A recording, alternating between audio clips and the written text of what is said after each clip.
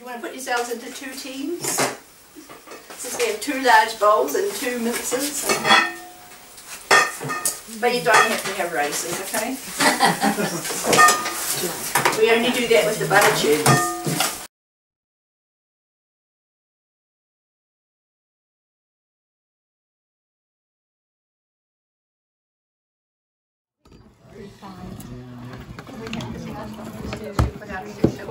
Yes, yes, it's correct.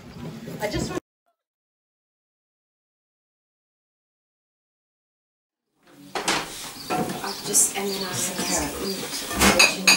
I would say this is the one that had the courgettes put through with the skin on too, which is why it's a darker green. And this one is the peeled marrows. It's a lot of salt, but don't worry, we wash it out again tomorrow.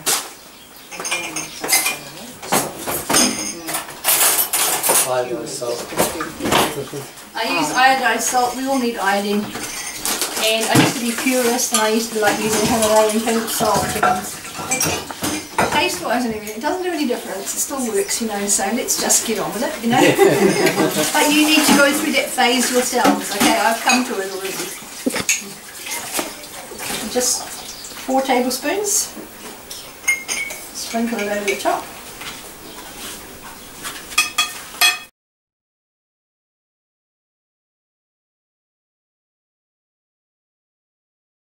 Put it on the top so that it treats the top layer of vegetables. As the salt dissolves, it'll go down and it'll pull out moisture, which is food acids and stuff, out of it as well.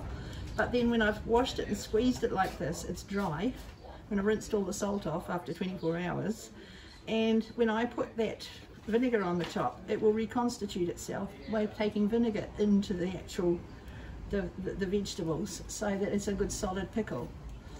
If I just left the water in it, it would be a watered down pickle by the time. See all that vegetable juice that came out of it? Mm-hmm. Yeah, and so that's why you do that. It's a good solid pickle that will actually stay pickled. So you're actually you're pulling out the water and it's making a gap in well, it's not the just vegetable. water, because there's food acids and all sorts of pulling out the acids. Yeah, exactly, and right. Making a gap.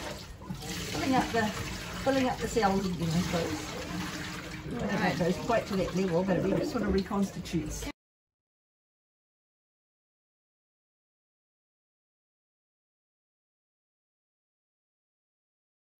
Half a cup of flour.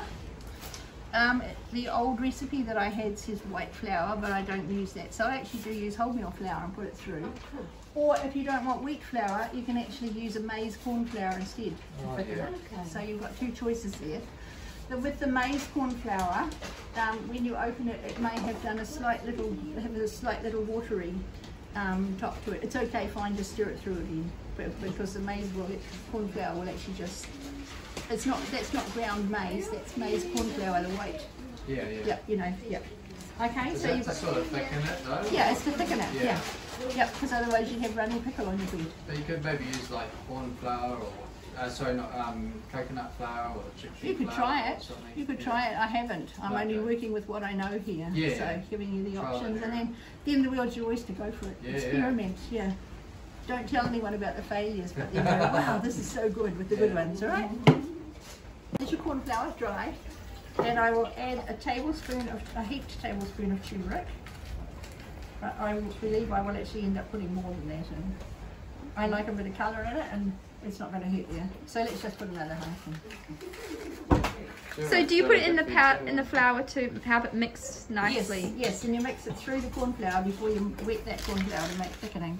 Why can I not just can anybody tell me why I don't just chuck this in and stir it through? to go lumpy. Yep. Did you boys know that? Yeah, go lumpy. Okay, so I'm going to mix this. I'm going to make it moist to put in there. So, should I just add water? Cold water. Cold water, you think? Cold Why? water. Why cold water? Because otherwise it'll go lumpy. Okay, well, when you read your recipe, you'll see that you actually use vinegar instead of water, because you just got rid of a whole lot of water out of it.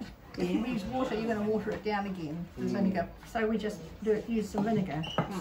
And then afterwards, when it's thickened, we actually taste it to see if the sugar and vinegar ratio is okay. We may have to add some more sugar, because we're adding extra vinegar more than Oh, Piccalilli. Makes sense. Yeah. So it's a tweak and adjust. You get to lick the spoon, but nobody else does. All right.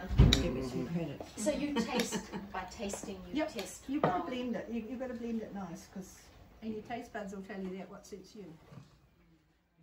It's going to need more turmeric. Okay, it's going to for the colour that I like anyway.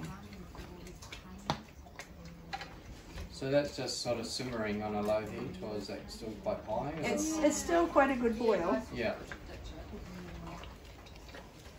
Because this is going to cool it down to a simmer anyway. Oh, okay. Because it's cold liquid.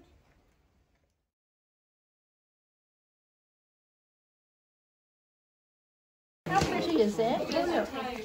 It's so pretty. So you're just adding a bit of more Balancing sugar. the flavour now. I had to add more vinegar to thicken it, so I'm now balancing the sugar out. And our jars have been in the oven there on 120, probably for close on 20 minutes now. No, we don't add water to these. Any air that's on there won't do it any harm because I just fill it to the top. Okay.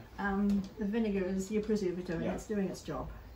Okay. As they cool down, it'll just go ping. Pop, okay. Yeah, sounds cool. It does. If you've done them late at night, it's really neat to lie there and hear the first few start and go ping, ping, ping, and you know Okay, you've done a my good night's grandmother work. was telling me that before I came down, Yeah. Michael always does the pickled vegetables for me. He likes using mincer. So he graduates them through a colour, but he had done all the onions and vegetables through first one day, and then I was busy in the kitchen, and he suddenly let out a shout of pain and yelled out, and I looked around and all I could see was this blood going down into all this white pickle mix, and he's got his hand in the mincer going, and I went, oh no, I raced him, and he just split his sides laughing because he was putting capsicum through. He just made it look like he was, he's a naughty boy. That's what I love with. Little practical.